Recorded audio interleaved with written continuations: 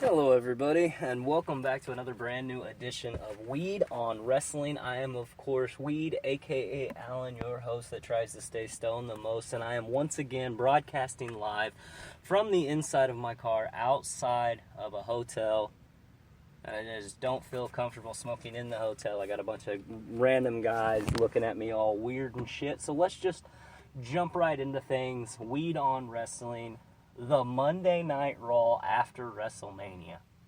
It's always a big show. It always keeps my attention, gets me pumped, gets me excited for the next 12 months of wrestling. And let's just jump right into things because it starts off kind of depressing.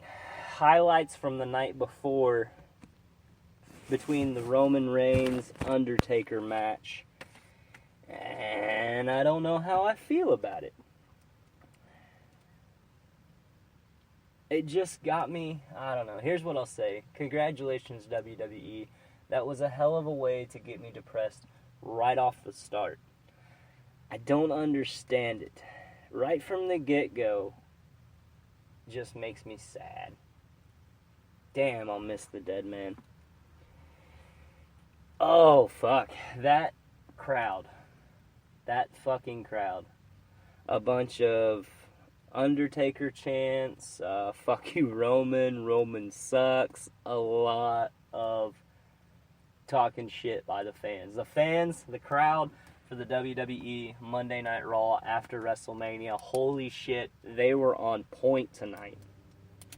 They were chanting Roman sucks and all that, and cue fuckboys music and let the booze run rampant. Holy shit. When he came down, that crowd ate him alive for about 10 minutes every time he'd raise the microphone as if to go to talk. He would be booed almost out of the arena. And then he says 5 words. Those 5 words may have been the best promo that a Roman Reigns has ever cut.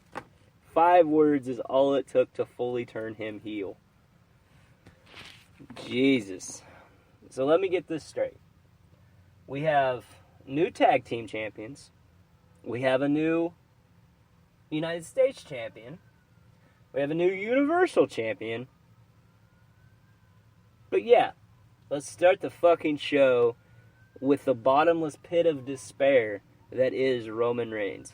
Fuck off. As you hear the siren in the background, I apologize about the shitty quality. Just trying to get by this week where I can get back to, Secondhand Studios, the Blunt Cave that I'm also familiar with.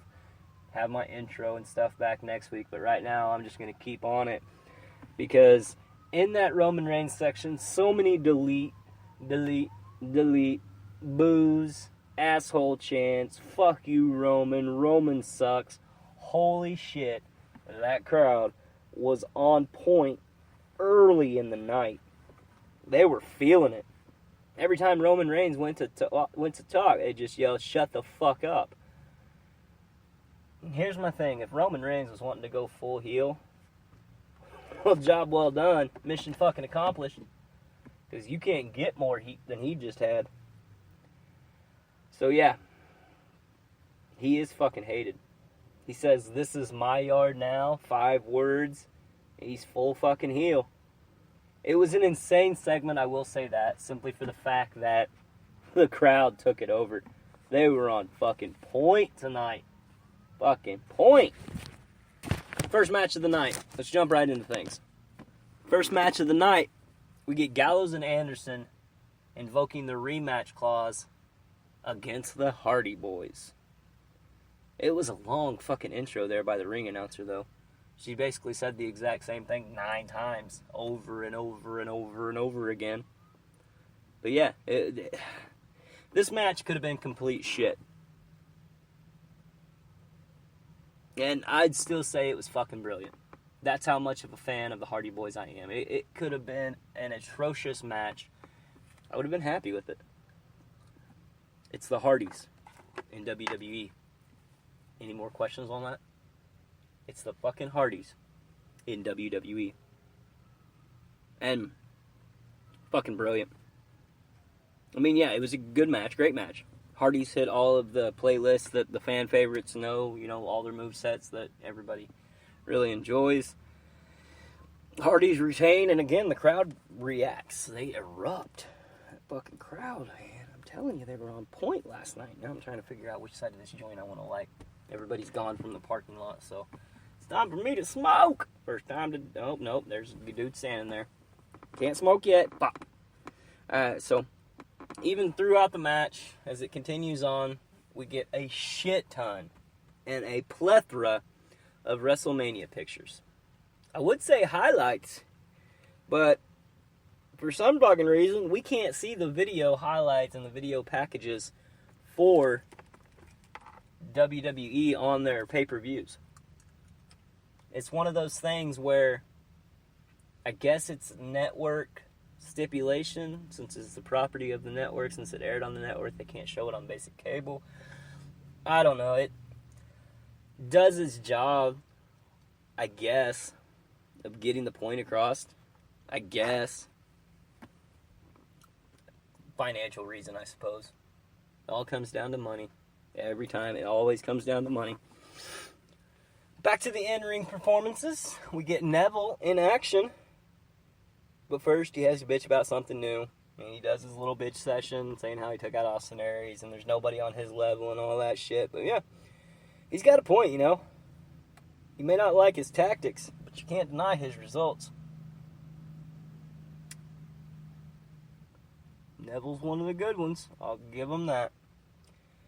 And his opponent, I fucking love his opponent. Mustafa Ali interrupting the champion? Fuck yes.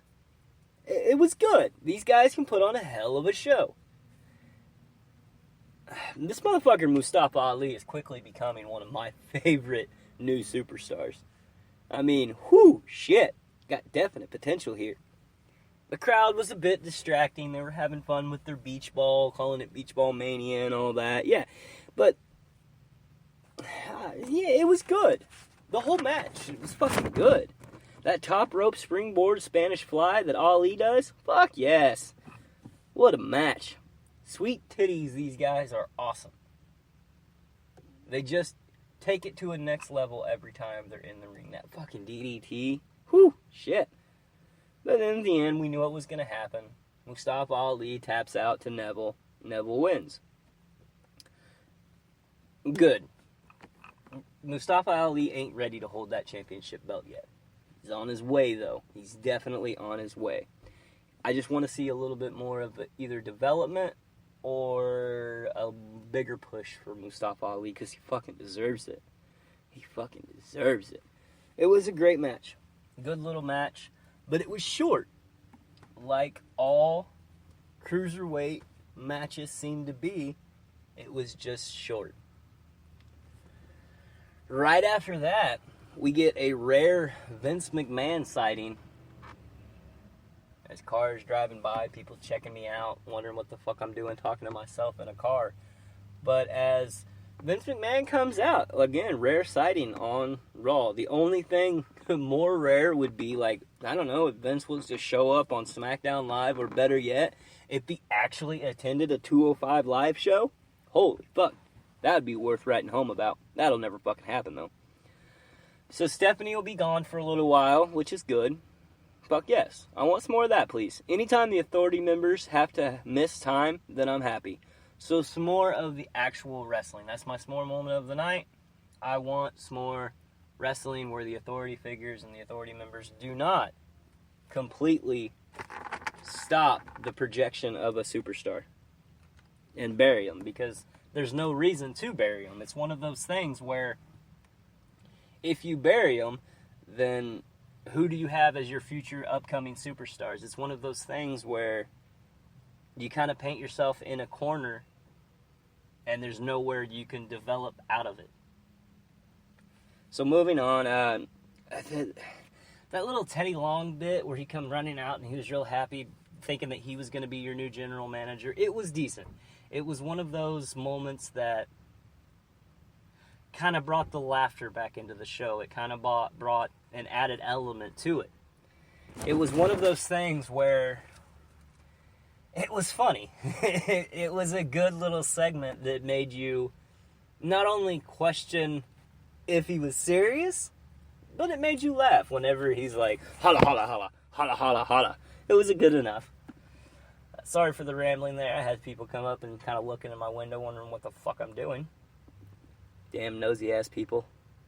But yeah, your new general manager, the new GM of Monday Night Raw, none other than Mr. newly elected Hall of Famer himself, Kurt Angle.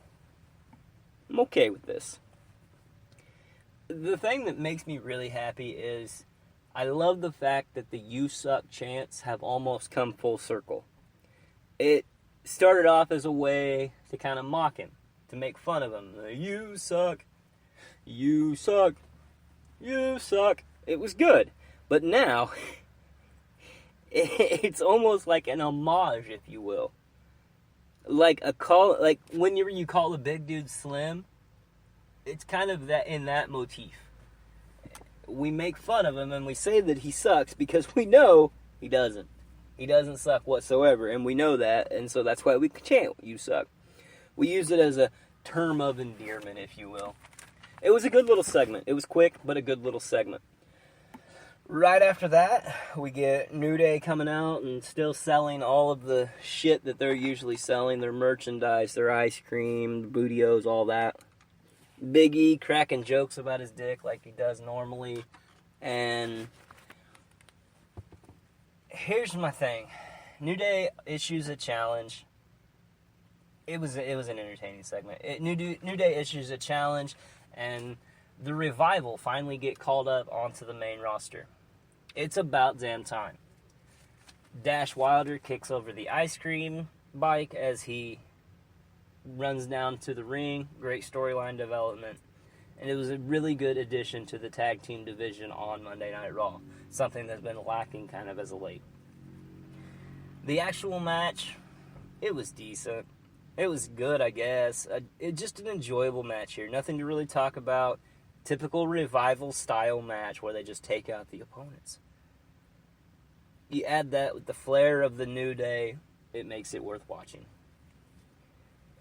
So yeah, Revival beat the New Day in their first night. That's something there. Right after that, we get another Kurt Angle segment. This time it was with Enzo and Cass. Fucking brilliance.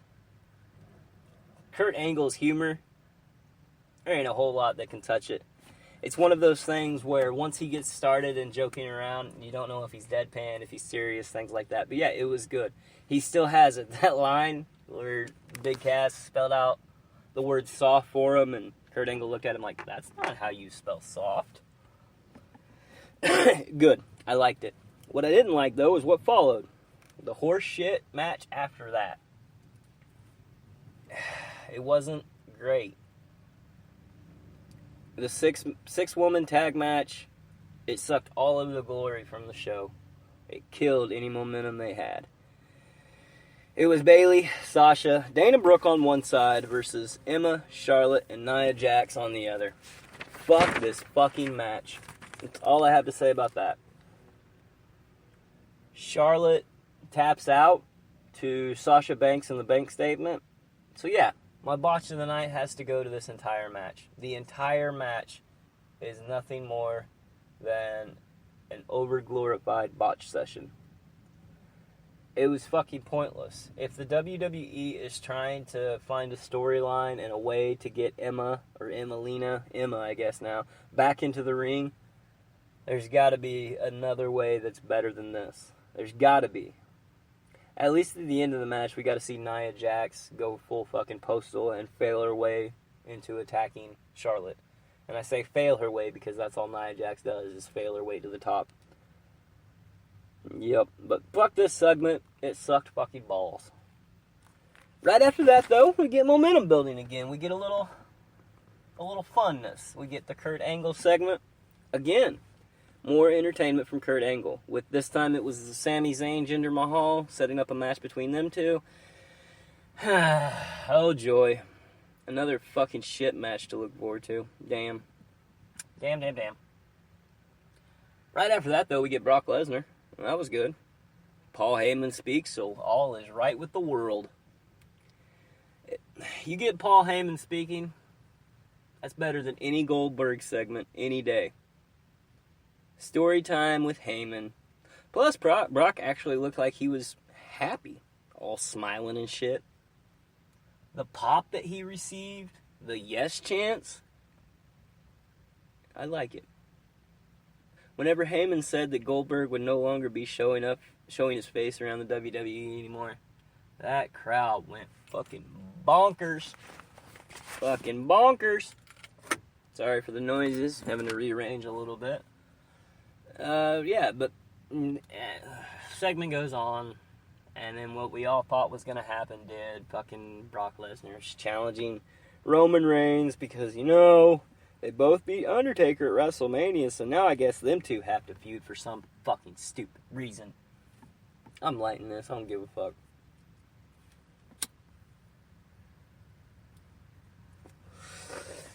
So yeah, Roman Reigns never comes down. Brock challenged him, Roman never came down. But who did come down? Motherfucking Braun Strowman. Braun Strowman challenging Brock. Braun is better than Roman Reigns is every day of the week, and 9 times better than he is on Mondays. That's just a simple fact. The little altercation Braun and Brock had, it had my fucking attention. Braun gets the chance from the crowd, but then he backs away from Brock, and I don't quite understand that. I guess he's going to go after Roman Reigns first? I don't know. It is something for me to look forward to, I guess, eventually. On down the line, maybe SummerSlam, something like that.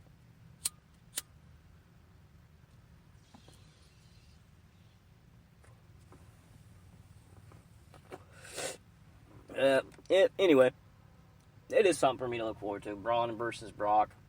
I'm thinking SummerSlam. Either way, it's bound to happen because Vince really does love big sweaty men. Up next, Jericho. On the mic, in a backstage segment, still gets more of a pop and more of a reaction from the crowd than your in-ring superstars. An amazing pop with just a backstage commentary segment. Just an interview backstage, and that's it. I'm a fan of Jericho, or as he would say, a friend of Jericho, so of course, I'm going to cheer him on, man. It's my right. Cheer him on, man. Right after that, though, Kevin Owens, Samoa Joe, both attack him. You knew it was going to happen. So, yeah, Samoa Joe, Kevin Owens jump on Jericho, leaving him out of the main event match for that Monday Night Raw. It was supposed to be Jericho and Rollins versus Samoa Joe and Kevin Owens. Jericho out. New person in.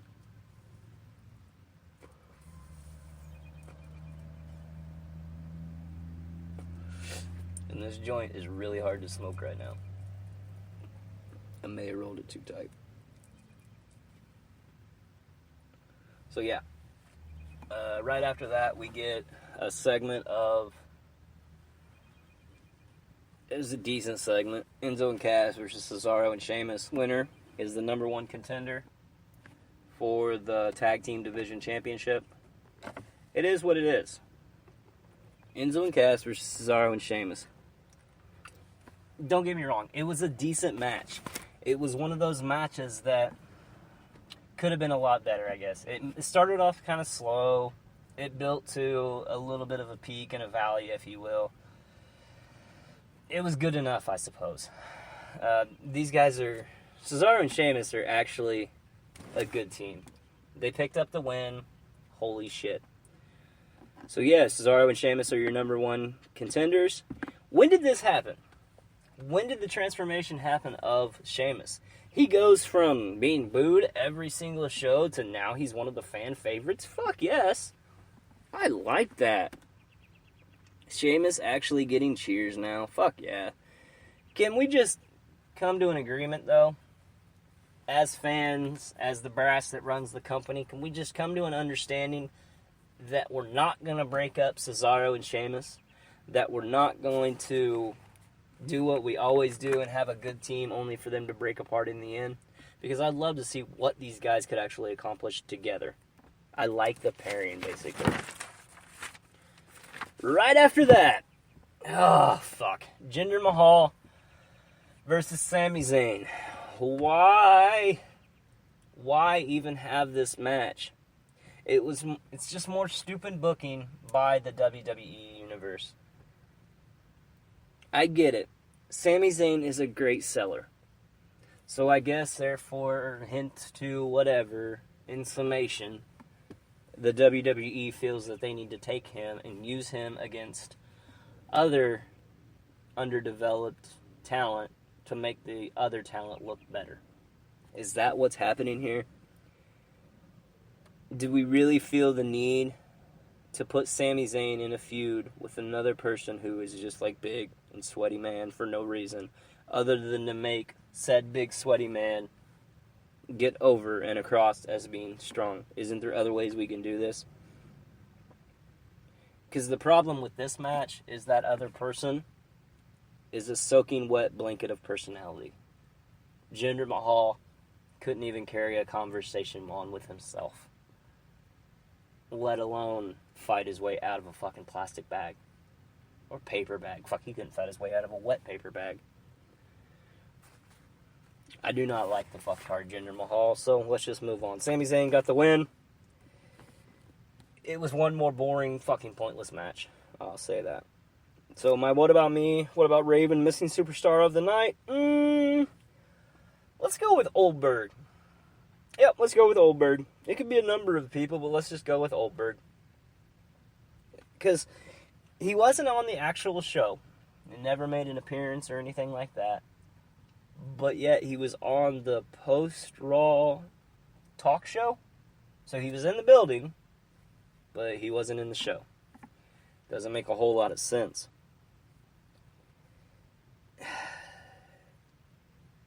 I mean, I didn't want to see him to begin with. I didn't care. But to not just put him on the show, okay, here's my thought. Maybe Goldberg or Oldberg actually figured out the kind of reception and response that he was going to get. He knew that he'd be booed out of the arena, so he just didn't even bother making an appearance. Maybe that's what happened. Maybe? I don't fucking know.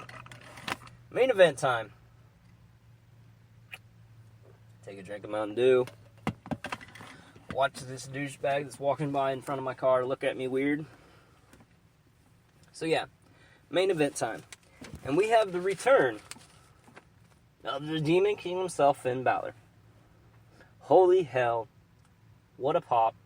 What an ovation. But I have beef. I have questions. I have problems with this scenario. We're supposed to believe that Finn Balor is teaming with Seth Rollins and doesn't have a problem with him. Is Seth not the one who injured Finn? Put him on the shelf for the last 6 months, made him miss his WrestleMania moment, made him relinquish his title? And now we're just supposed to accept it. That they're friends. Alright, WWE logic for you. WWE logic at its finest. So we get Seth Rollins and Finn Balor versus Kevin Owens and Samoa Joe. Holy shit. What a great fucking match. However, it's to be expected. I mean, we have 4 quality performers. 4 former NXT champions. What are they, 2, 3 of your former Universal champions?